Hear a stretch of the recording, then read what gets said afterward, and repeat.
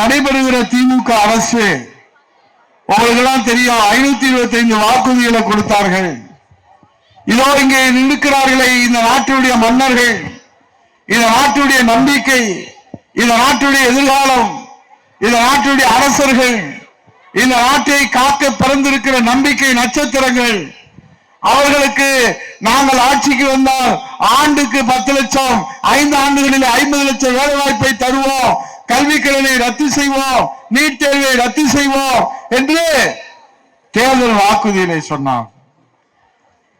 NEET தேர்வு ரகசியம் எங்க பாக்கெட்ல இருக்கு. நான் 100 நாளை 150 நாளாக ஆக்குவோம் என்று சொல்லி இப்போது 80 நாள், 70 நாள், 60 நாள், 30 நாள், 5 நாள் ஆக்கிட்டாங்க. சண்டால பாருங்க, 5 நாள் கூட கிடைக்கல, சம்பளமும் இல்ல.